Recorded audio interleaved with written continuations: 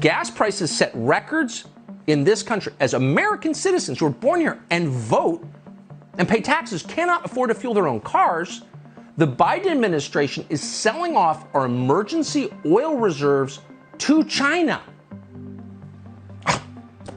That's not an indictable offense. It's certainly an impeachable one. And they should impeach him for that.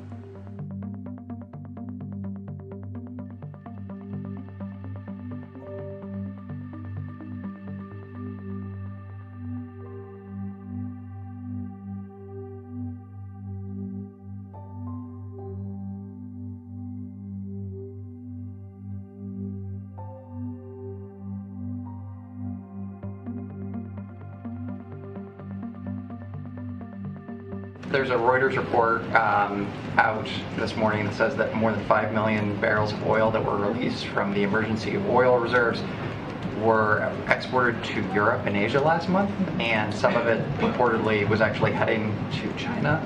Is the administration aware of those reports, and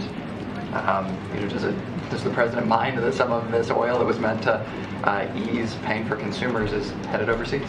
I have not seen that report, so I would honestly have to go look into it and see what the truth is in that statement that you just laid out, and see exactly what's happening. I just have not seen that report.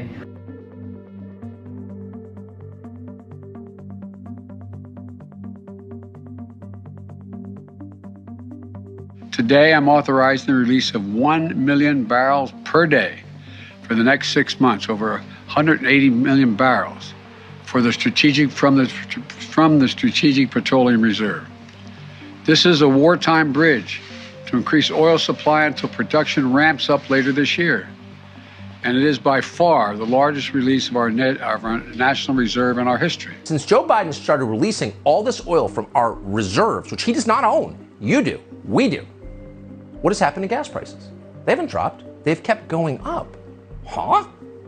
In mid-June, the price of both regular unleaded and diesel, critically, hit all-time highs, well over $5 a gallon nationally. How could this be? It really was a mystery. It violated the most basic rules of economics. But now, thanks to a new report in Reuters, we know why. It turns out the oil being released isn't for us. It's going to India and China. No president in American history has ordered a drawdown this large. In 1991, at the beginning of Operation Desert Storm, which was an actual war with real American soldiers involved, the U.S. government released 17 million barrels of oil as a way of assuring a stable supply of global crude. The U.S. released just 20 million barrels after Hurricane Katrina destroyed parts of the Gulf Coast where so many refineries are.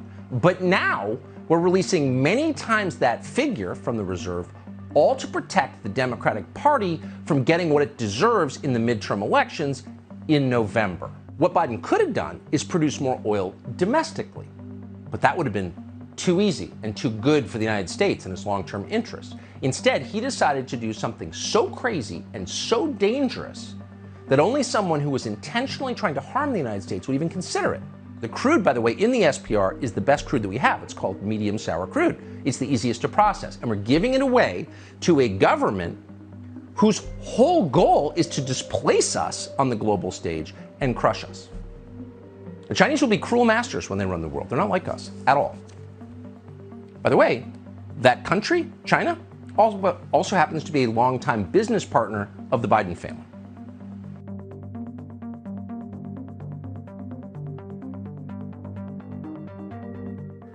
We got a long way to go because of inflation, because of I call it the Putin tax increase. Putin because of gasoline and all that grain he's keeping from being able to get to the market. Months before the war in Ukraine began, and somehow Vladimir Putin secretly seized control of gas prices in the United States. How did he do that? Before any of that happened, the magic happened. Sober people, a petroleum analysis firm called Gas Buddy, decided to do a simple calculation. They wanted to put rising gas prices in context. Here's what they did. Math. They determined every year-over-year price change in gasoline prices in the United States going back to 2002, 20 years.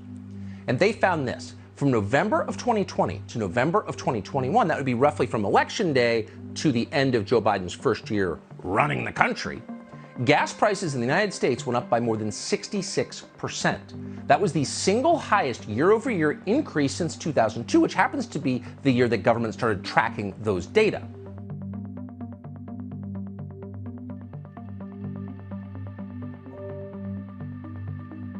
Number one, no more subsidies for fossil fuel industry. No more drilling on federal lands. No more drilling, including offshore. No ability for the oil industry to continue to drill. Period. Ends.